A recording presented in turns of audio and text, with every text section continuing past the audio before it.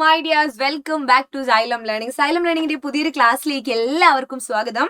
എൻ്റെ ഏറ്റവും പ്രിയപ്പെട്ട മക്കളേതാ പരീക്ഷയുടെ ആ ഒരു തിരക്കിലേക്കൊക്കെ പോവാണ്. ഫസ്റ്റ് ടേം എക്സാം അല്ലേ വരാണ്. അപ്പോൾ അതിന്റെ ചോദ്യങ്ങളും ഉത്തരങ്ങളും ഒക്കെ നിങ്ങൾക്ക് ആവശ്യമായിട്ട് വരും. എല്ലാ പരീക്ഷകളിലും സാധാരണ കാണുന്ന ഒരു ചോദ്യം ടീച്ചർ ഇന്ന് പരിചയപ്പെടുത്തുകയാണ്. അപ്പൊ എൻ്റെ പേര് ശ്രുതി എന്നാണ്, നിങ്ങളുടെ മലയാളം അധ്യാപികയാണ്. അതിന് മുൻപ് എനിക്ക് നിങ്ങളോട് പറയാനുള്ള ഒരു കാര്യമുണ്ട് കേട്ടോ. സൈലത്തിലെ 1 മുതൽ 12ാം ക്ലാസ്, പിന്നെ നീറ്റ് ജെഇ എല്ലാം ഉണ്ട് എന്നറിയാം. അപ്പൊ 12ാം ക്ലാസ് വരെ ഉള്ള കുട്ടികൾക്ക് വേണ്ടിയിട്ട് നമ്മുടെ സൈലത്തിൽ ഒരു പുതിയ ബാച്ച് തന്നെ സ്റ്റാർട്ട് ചെയ്തിട്ടുണ്ട്. ഇതുവരെ തുടങ്ങിയ ബാച്ചുകൾക്ക് അപ്പുറം പുതിയതായിട്ട് ഒരു 2.0 ബാച്ച് സ്റ്റാർട്ട് ചെയ്യാണ്. ഇപ്പോൾ 4ാം ക്ലാസ്സിലായിക്കോട്ടെ, 5ാം ക്ലാസ്സിലായിക്കോട്ടെ, 6ാം ക്ലാസ്സിലും 7, 8, 9, 10 എല്ലാ ക്ലാസ്സിലും എന്താണ് 2.0 ബാച്ചുകൾ ഇവിടെ ഉണ്ട്. അപ്പോ അതിനിപ്പോ 10% നമുക്ക് ഓൾറെഡി ഉണ്ട് എന്ന് അറിയാം. അതിന്റെ ഒരു 10% ഫ്രീഡം ഓഫർ, സ്വാതന്ത്ര്യ ദിനത്തുമായിട്ട് ബന്ധപ്പെട്ട ഒരു ഫ്രീഡം ഓഫർ വരെയാണ്. എന്താണ് അപ്പോൾ ഫ്രീഡം ഓഫർ നിങ്ങൾക്ക് ലഭിക്കുന്നതിനായിട്ട് നിങ്ങൾ ഈ ഒരു കൂപ്പൺ കോഡ് താഴെ കാണുന്ന ഒരു നമ്പറിൽ കോണ്ടാക്ട് ചെയ്യാം. അതിലപ്പുറം ഈ ഒരു coupon code freedom to excel എന്ന് പറയുന്ന ഓഫർ എടുത്തു കഴിഞ്ഞാൽ ഇപ്പോൾ ഉള്ള പ്രൈസിൽ നിന്നും 10% കുറവ് നിങ്ങൾക്ക് ലഭിക്കുന്നതായിരിക്കും. അപ്പൊ മക്കളെ എല്ലാവരും എന്ത് ചെയ്യുക, ഈ ഒരു കോഴ്സിലേക്ക് ജോയിൻ ചെയ്യേണ്ടതാണ്. അതിനൊപ്പം നിങ്ങൾക്ക് പഠനമൊക്കെ എളുപ്പമാകാൻ വേണ്ടിയിട്ട് പാരൻസിന്റെ ഫോണും അപ്പോൾ കയ്യിൽ കിട്ടാൻ ബുദ്ധിമുട്ടുള്ളവരൊക്കെ ഉണ്ടാവും അല്ലേ. അപ്പൊ നിങ്ങൾക്കൊരു ഐപാഡ് വാങ്ങണം എന്നുള്ളതാണെങ്കിൽ ഐപാഡ് കൂടെ പർച്ചേസ് ചെയ്യുന്ന സമയത്ത് അതിനും ഈ ഒരു ഓഫർ നിങ്ങൾക്ക് ലഭ്യമാണ്. മുഴുവൻ പണം അടയ്ക്കേണ്ടതായിട്ടില്ല. അപ്പോൾ ഇതിനും ഒരു 10% ഓഫറാണ്. അപ്പോൾ class 4 to 12 online tuition, NEET JEE കോഴ്സുകളൊക്കെ അവൈലബിൾ ആണ്. ഇതൊക്കെ പർച്ചേസ് ചെയ്യുന്ന സമയത്ത്, ഇതൊക്കെ നിങ്ങൾ ഇതിലേക്ക് അഡ്മിഷൻ എടുക്കുന്ന സമയത്ത് അതിൽ ഇങ്ങനെ ഒരു ഓപ്ഷനും കൂടെ നിങ്ങൾക്ക് കാണാം. അപ്പോൾ അതും കൂടെ നിങ്ങളെ അറിയിക്കുകയാണ് കേട്ടോ. അപ്പൊ ഞാനൊരു ചോദ്യം പറയാം. ലഘു ജീവചരിത്രം എഴുതുക. ഒരു കവിയെ കുറിച്ച് നിങ്ങളിപ്പോ ആരെ കുറിച്ചായിക്കോട്ടെ, നിങ്ങളുടെ പാഠഭാഗത്തുള്ള കവി അല്ലെങ്കിൽ കഥാകൃത്ത്, എഴുത്തുകാർ ആരെങ്കിലും ആയിക്കോട്ടെ, അവരെ കുറിച്ച് ഒരു ലഘു ജീവചരിത്രം എഴുതാൻ പറയുന്ന സമയത്ത് സൂചനകൾ നിങ്ങൾക്ക് തരും. ഇപ്പോൾ ഇവിടെ ഞാൻ മലയാളത്തിന്റെ പ്രിയ എഴുത്തുകാരനാണ് കുമാരനാശാൻ അല്ലേ.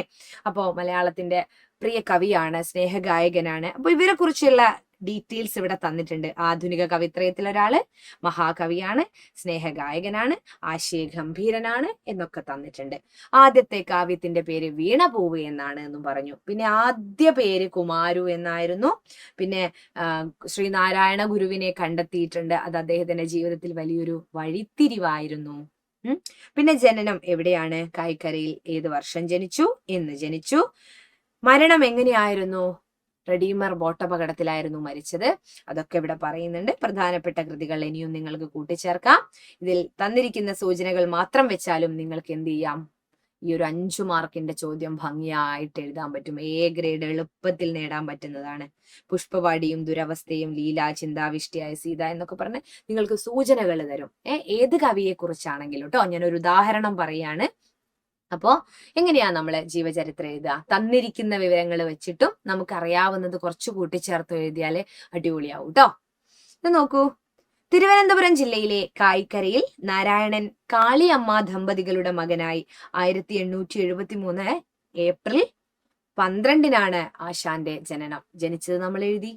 പിന്നെ നമ്മളോട് പറഞ്ഞിട്ടുണ്ട് കുമാരു എന്നായിരുന്നു അദ്ദേഹത്തിന്റെ ആദ്യ പേര്. അതിൽ തന്നത് തന്നെയല്ലേ, അത് നമ്മള് സെന്റൻസിലോട്ട് മാറ്റി എഴുതുന്നു അല്ലെ. 14ാം വയസ്സിൽ സംസ്കൃത വിദ്യാർത്ഥിയായിരിക്കുമ്പോൾ പാഠങ്ങൾ പഠിപ്പിച്ചു തുടങ്ങി. അധ്യാപന വൃത്തിയിൽ ഏർപ്പെട്ടു. ഗുരുനാഥനായി. അങ്ങനെ കുമാരനാശാനായി, അല്ലെങ്കിൽ ആശാനായതോടുകൂടി കുമാരു കുമാരനാശാനായി. പിന്നെ എന്താണ്, 1891 ശ്രീനാരായണ ഗുരുവിനെ കണ്ടുമുട്ടി എന്ന് പറഞ്ഞിട്ടില്ലേ.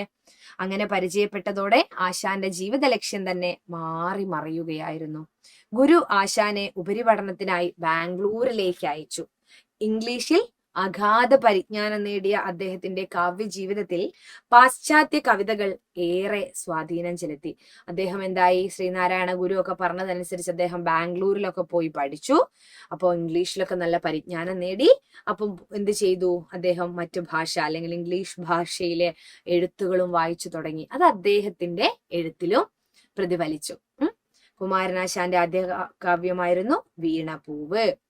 കുമാരനാശാന്റെ ആദ്യ കാവ്യമായിരുന്നു വീണപൂവ്. പിന്നെയോ, പിന്നെ നമ്മള് മരണം. അത് നിങ്ങൾക്ക് പിന്നെ എന്തിനെ കുറിച്ച് എഴുതാം? മരണം. നിങ്ങൾക്കും എന്തെങ്കിലും ജോലി വേണ്ടേ? മുഴുവനായും ടീച്ചർ പറഞ്ഞു തരരുതല്ലോ. അപ്പൊ മരണം എങ്ങനെയായിരുന്നു?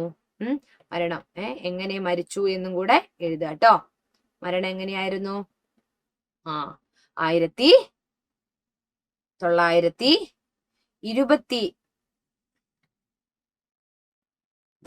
1924 ജനുവരി 16 റെഡീമർ ബോട്ടപകടത്തിൽ അദ്ദേഹം മലയാളത്തിന്റെ പ്രിയ കവി മരണപ്പെട്ടു, അന്തരിച്ചു എന്നൊക്കെ നിങ്ങൾക്ക് എഴുതി അവസാനിപ്പിക്കാം. അപ്പോ പരീക്ഷയ്ക്ക് ഉള്ള ചോദ്യങ്ങളും ഉത്തരങ്ങളുമായിട്ട് ടീച്ചർ വരുന്നതായിരിക്കും.